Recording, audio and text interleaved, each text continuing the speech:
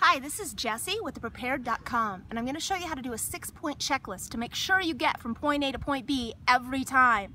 All right, let's come on down to the map. So first I want to make sure my map is oriented to true north.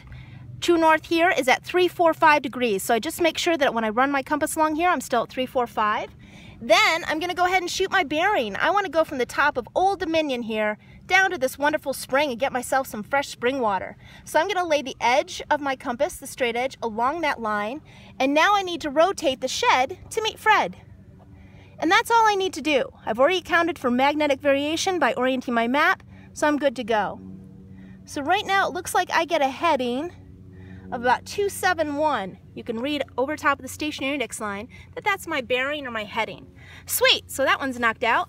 Next, I'm gonna go ahead and put the straight edge, just the edge. I've got, this is a 1 to 50,000 compass, has the scale here on the side, and that matches my map. Awesome. So all I need to do is use the compass. So I put the front here, the back comes back.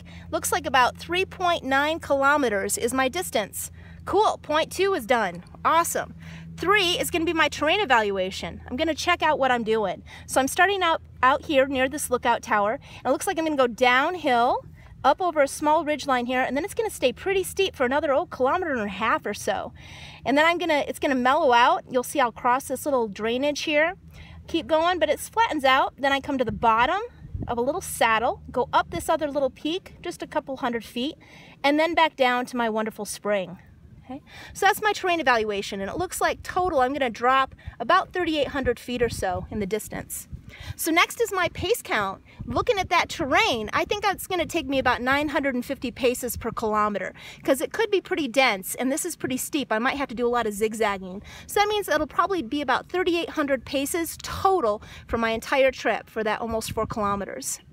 Next, I need to look at my ETA. So how long do I think that's going to take me? Me in particular, I'm pretty good at navigating this stuff, but I'm still going to give myself a little leeway and say about 20 minutes per kilometer. So about 80 minutes total. I should be at the bottom and at my destination.